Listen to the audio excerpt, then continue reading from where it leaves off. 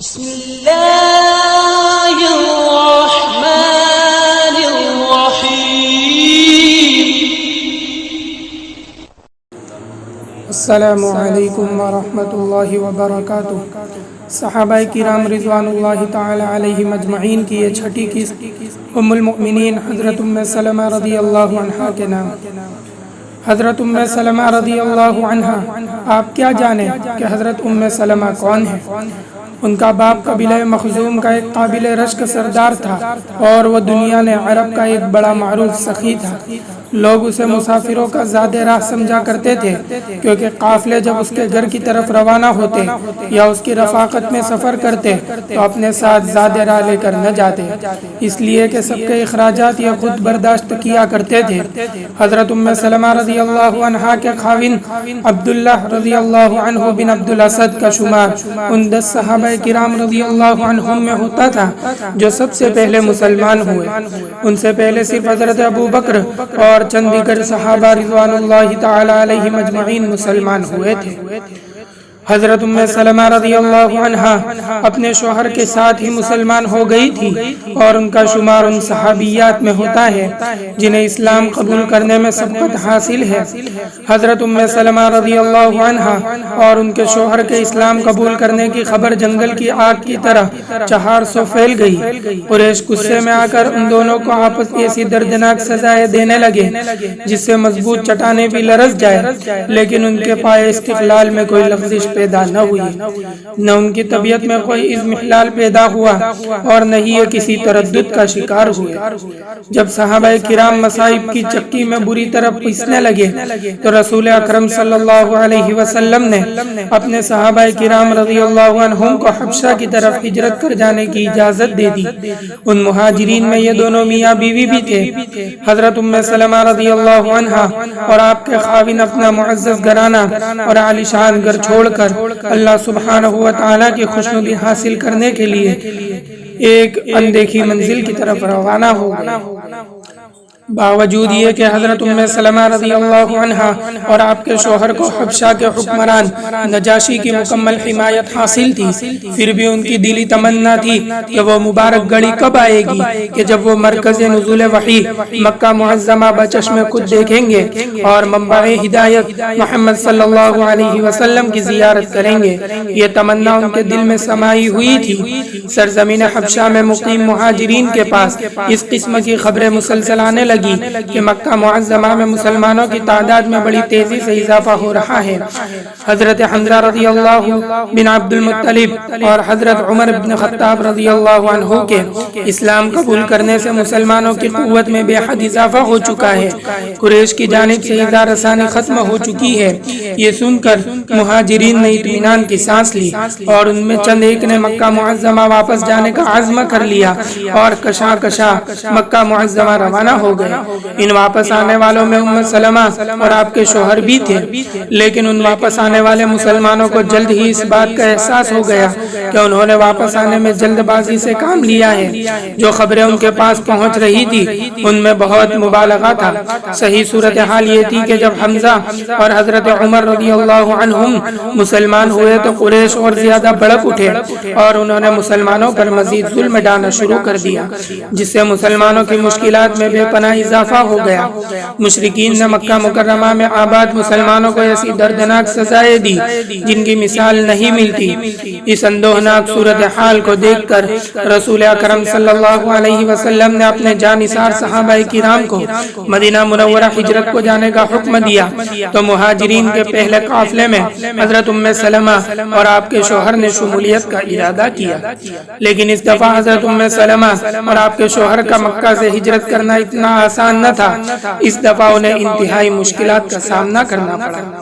ہم یہاں مشکلات کی یہ کہانی حضرت ام سلمہ رضی اللہ عنہا کی زبانی آپ کو سناتے ہیں، اس لیے کہ جس طرح اپنی آپ بھی تھی وہ خود عمدہ پیرائے میں بیان کر سکتی ہے، کوئی دوسرا اتنے اچھے اسلوب میں اسے بیان نہیں کر سکتا۔ حضرت ام سلمہ رضی اللہ عنہا فرماتی ہے، جب حضرت ابو سلمہ رضی اللہ عنہ مدینہ ہجرت کر جانے کا عزم کر لیا تو انہوں نے مجھے ایک اونٹ پر سوار کیا۔ میرا ننھا بیٹا سلمہ میری گود میں تھا۔ انہوں نے اونٹ کی نکیل پکڑ کر سیدھا چلنا شروع کر دیا۔ ابھی مکہ معظمہ کی حدود سے نکلنے نہ پائے تھے کہ میری قوم بنو مخزوم کے چند افراد نے ہمیں دیکھ لیا اور انہوں نے ہمارا راستہ روک لیا۔ انہوں نے ابو سلمہ سے کہا اگر تم نے اپنی مرضی کو ہم پر ترجیح دی ہے تو اس عورت کو اپنے ہمراہ کیوں لے جا رہے ہو؟ یہ ہماری بیٹی ہے، ہم اسے تیرے ساتھ کسی دوسرے ملک جانے کی قطعاً اجازت نہیں دیں گے۔ پھر انہوں نے آگے بڑھ کر مجھے ان کے ہاتھوں سے چھین لیا۔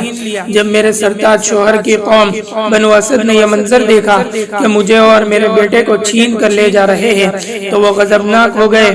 انہوں نے کہا اللہ کی قسم ہم تمہارے قبیلے کی اس عورت کے پاس یہ بچہ نہیں رہنے دیں گے، تم اسے قبیلے کے مرد سے زبردستی چھین کر لے جا رہے ہو، یہ ہمارا بیٹا ہے، اس پر ہمارا ہی حق ہے۔ پھر وہ میرے بیٹے کو مجھ سے چھین کر اپنے ساتھ لے گئے۔ یہ صورتحال میرے لیے ناقابل برداشت تھی۔ ہمارا شیرازہ بکھر گیا، شوہر مدینہ روانہ ہو گئے، بیٹے کو بنو عبد الاسد اپنے ساتھ لے گئے اور مجھے میری قوم بنو مخزوم نے زبردستی اپنے ساتھ رکھ لیا۔ ہمارے درمیان پل بھر میں جدائی ڈال دی گئی۔ میں ان روح فرسا صدمات کو برداشت کرنے کے لیے تنہا رہ گئی۔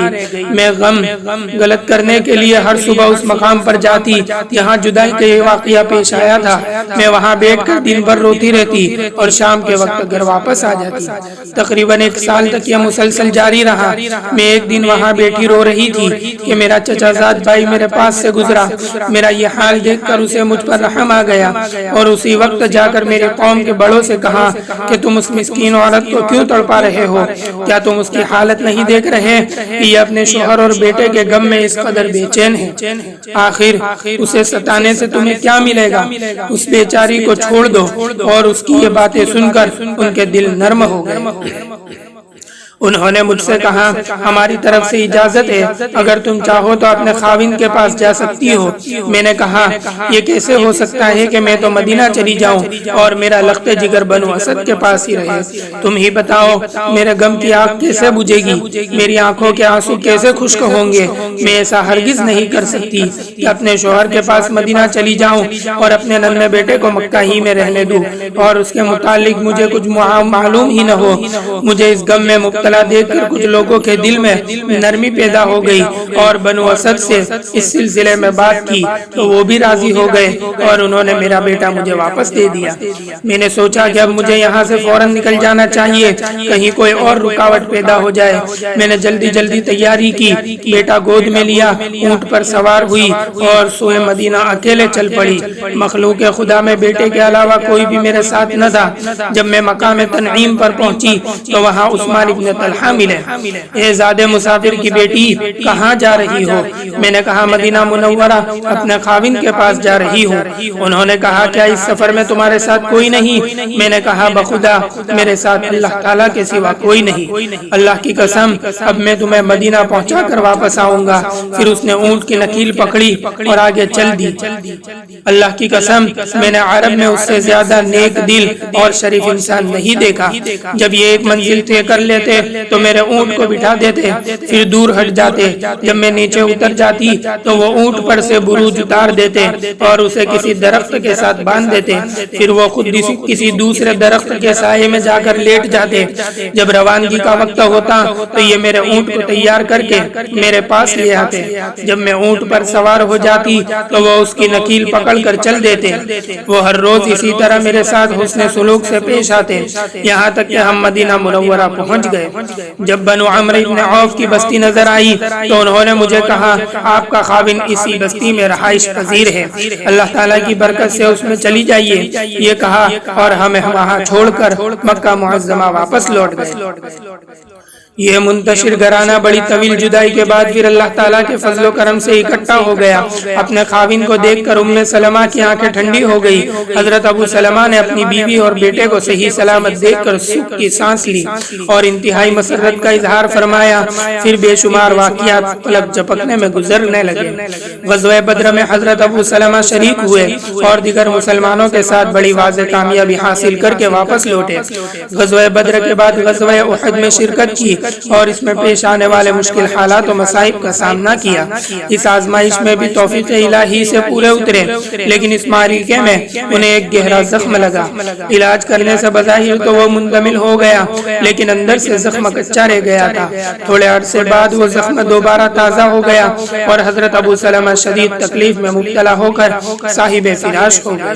حضرت ابو سلمہ نے علاج کے دوران اپنی بیوی سے کہا، ام سلمہ، میں نے رسول اکرم صلی اللہ علیہ وسلم کو یہ فرماتے ہوئے سنا ہے کہ اگر کوئی شخص مصیبت کے وقت صبر کرے اور ساتھ ساتھ یہ کلمات بھی کہے، الہی میں اپنی اس مصیبت میں تیری ذات اقدس سے اجر و ثواب کی تمنا رکھتا ہوں، الہی مجھے نعم البدل عطا کر، تو اللہ سبحانہ و تعالی دعا کو قبول کرتے ہوئے اسے نعم البدل عطا کر دیتے ہیں۔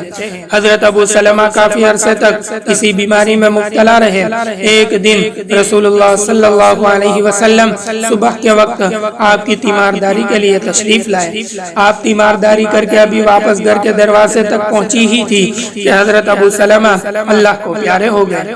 رسول اکرم صلی اللہ علیہ وسلم نے اپنے مبارک ہاتھ سے آپ کی آنکھیں بند کی اور آپ نے دعا کی، الہی ابو سلمہ کو بخش دے اور اسے اپنے مقرب بندوں میں اعلیٰ مقام عطا کر، اور اس کے لواحقین کو صبر جمیل کی توفیق دے اور انہیں اس کا نعم البدل عطا کر۔ اے پروردگار عالم، اسے اور ہمیں بخش دے اور اس کی قبر کو فراخ اور منور فرما۔ اس موقع پر حضرت ام سلمہ کو یہ دعا یاد آئی جو حضرت ابو سلمہ نے رسول اکرم صلی اللہ علیہ وسلم کے حوالے سے بیان کی تھی، تو اس نے فوراً اپنے رب تعالیٰ سے التجا کی، الہی میں اپنی اس مصیبت میں تیری ذات اقدس میں اجر و ثواب کی نیت کرتی ہوں۔ لیکن اس کا دل یہ بات کہنے کے لیے آمادہ نہ ہو رہا تھا کہ وہ یہ کلمات کہے کہ الہی مجھے ان کا نعم البدل عطا فرما۔ وہ دل میں یہ سوچ رہی تھی کہ ان کا نعم البدل کون ہو سکتا ہے۔ بہرحال چارہ نہ چارہ انہوں نے دعائیہ کلمات مکمل کر لیے۔ حضرت ام سلمہ کو پیش آنے والے اس حادثے فاجعہ پر مسلمانوں میں غم کی لہر دوڑ گئی اور ہمدردی کے طور پر آپ کو بیوہ عرب کے نام سے یاد کرنے لگے۔ حضرت ابو سلمہ کی وفات کے بعد چھوٹی عمر کی کثیر اولاد کے علاوہ عزیز و اقارب میں سے کوئی بھی بڑی عمر کا فرد موجود نہ تھا۔ اس صورتحال کے پیش نظر مہاجرین و انصار نے سوچا کہ حضرت ام سلمہ کی نصرت ہمارا دینی فرض ہے، اس لیے ایام عدت گزر جانے کے بعد سب سے پہلے حضرت صدیق اکبر رضی اللہ عنہ نے نکاح کا پیغام بھیجا تاکہ انہیں مکمل تحفظ مل سکے، لیکن انہوں نے انکار کر دیا۔ پھر حضرت عمر بن خطاب رضی اللہ عنہ نے پیشکش کی، وہ بھی آپ نے قبول نہ کی۔ پھر چند دن گزر جانے کے بعد رسول اکرم صلی اللہ علیہ وسلم نے پیشکش کی تاکہ ناتواں اولاد کو مکمل تحفظ مل سکے۔ حضرت ام سلمہ نے عرض کی، یا رسول اللہ، میری 3 معروضات ہیں۔ ایک تو میں انتہائی غسیل عورت ہوں، مجھے اندیشہ ہے کہ آپ کو میری کوئی بات ناگوار گزرے اور آپ مجھ پر ناراض ہو جائے اور میں اللہ تعالیٰ کی طرف سے کسی عذاب میں مبتلا ہو جاؤں۔ اور دوسری بات یہ ہے کہ میں ایک عمر رسیدہ عورت ہوں، اور تیسری بات یہ ہے کہ میں عیالدار ہوں اور چھوٹے چھوٹے میرے بچے ہیں۔ یہ سن کر رسول اللہ صلی اللہ علیہ وسلم نے ارشاد فرمایا، جہاں تک تیرے غسیل ہونے کا تعلق ہے میں اللہ تعالیٰ سے دعا کروں گا، انشاءاللہ تیری یہ عادت کافور ہو جائے گی۔ جہاں تک عمر رسیدہ ہونے کی بات ہے، اب میں بھی تیری طرح عمر رسیدہ ہی ہوں، اور جو آپ نے عیالداری کا تذکرہ کیا ہے تو اسی لیے تو میں پیشکش کر رہا ہوں تاکہ ان کی ذمہ داری لے کر آپ کو اس پریشانی سے نجات دوں۔ اس کے بعد آپ رشتہ ازدواج میں منسلک ہو کر انہیں ہر قسم کی پریشانی سے نجات دلانے کا باعث بن گئی۔ اس طرح اللہ رب العزت نے حضرت ام سلمہ رضی اللہ عنہ کی دعا کو شرف قبولیت بخشا اور انہیں حضرت ابو سلمہ کا نعم البدل عطا کر دیا۔ رشتہ ازدواج میں منسلک ہونے کے بعد بنو مخزوم قبیلے کی یہ ہند نامی عورت صرف ام سلمہ ہی نہ رہی بلکہ انہیں ام المؤمنین بننے کا عظیم شرف بھی حاصل ہو گیا۔ اللہ سبحانہ و تعالی حضرت ام سلمہ کا چہرہ جنت میں روشن کر دے۔ اللہ تعالی ان سے راضی ہو اور وہ اللہ تعالی سے راضی۔